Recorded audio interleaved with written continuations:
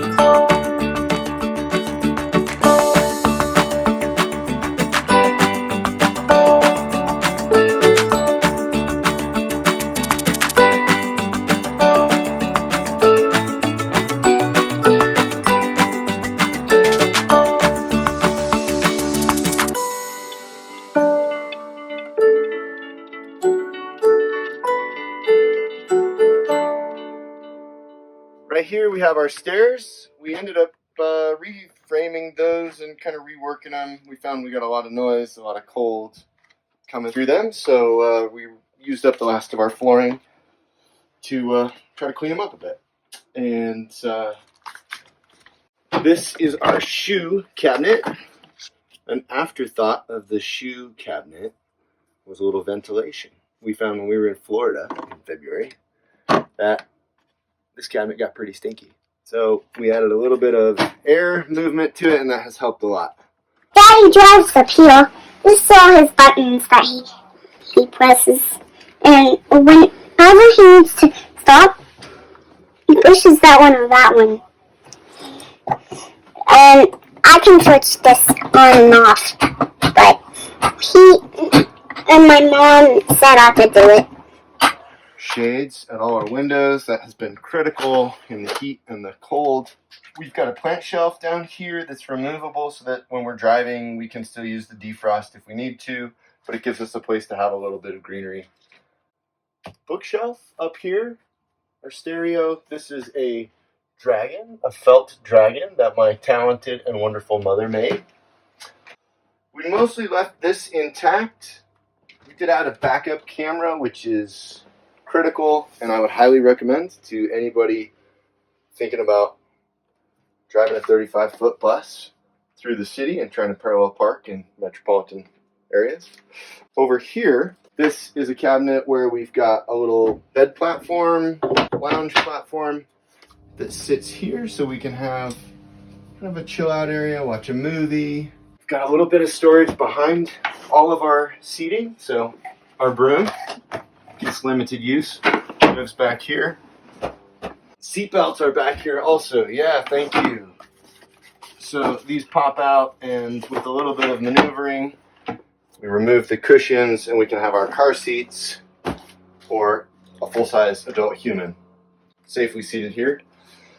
Underneath, we've got storage for miscellaneous odds and ends. Can't believe how much storage we need, but it all gets used. The floor has 4 inches of rigid foam insulation and then a subfloor, and then we put engineered wood over the top of it, and so far so good. We've been pretty happy with that. It still gets cold, but not as much as the metal floor did. Above all our windows, we added these magnetic strips. Principally, it's because I'm a pack rat and I like to have a cluttered visual space around me. You'll notice that my area is full of junk. The other reason is that these rattle and flap while you're driving, and so we tried to come up with a solution. We've got these little strips of fabric with magnets on them that hold them in place while we're driving, and that's been a really good, easy solution. This is our diesel heater. So this runs off the same fuel tank that our bus engine runs off of. And it kicks out a lot of heat. Works really well. It's a really efficient furnace. We're really happy to have it. This box here is the pump. So this pulls the diesel fuel up out of our tank, regulates the flow here, and then it's just a gravity drop down into the burn unit here. This also has a regulating valve. And anyways, that thing's been awesome.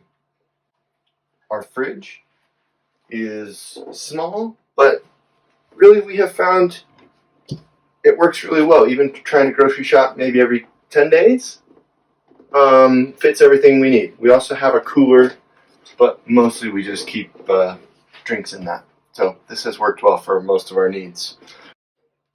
We have this stool, which I think was an IKEA buy.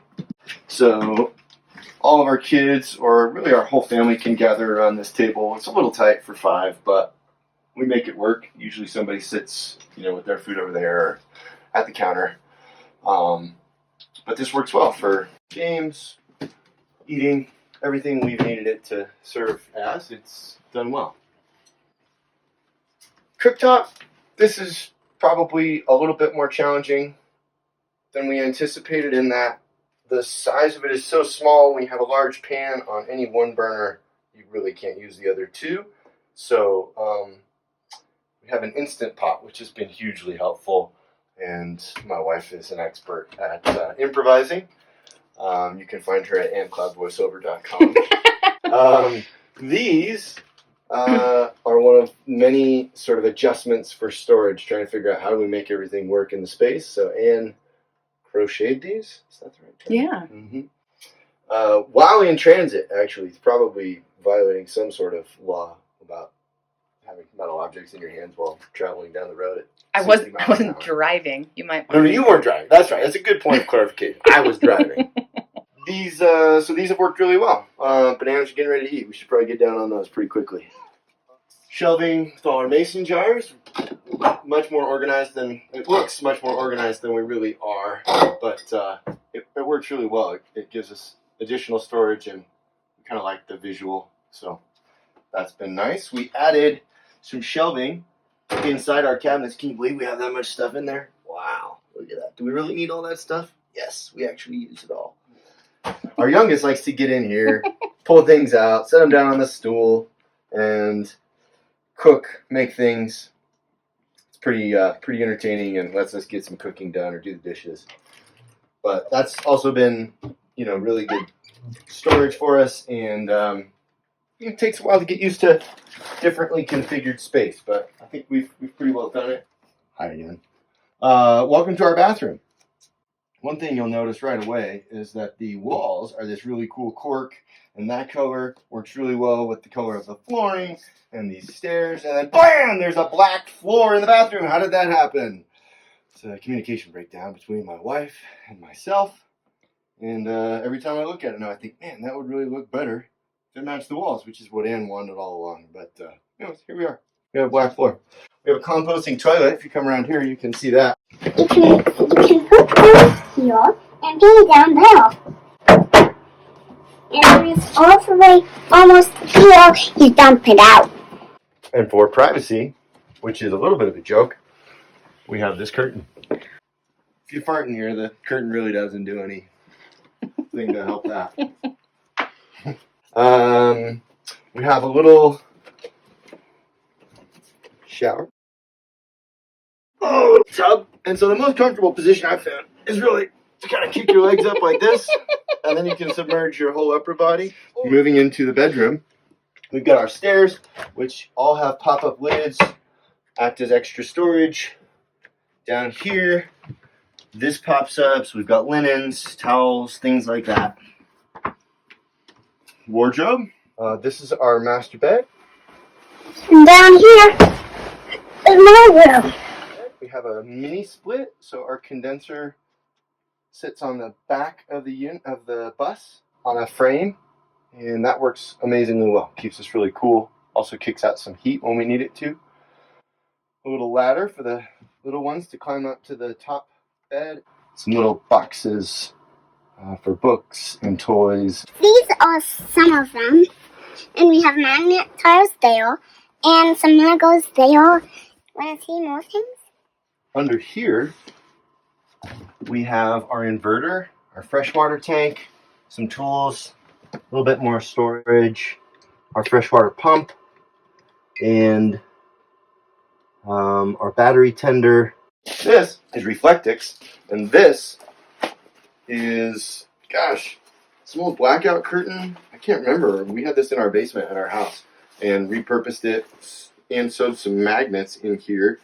And we use that to keep the sun and the heat or the cold, in or out. And so we put the Reflectix up and then put this cover up, and it really does a great job. And I think that's all we can show you. Bye-bye. Bye-bye.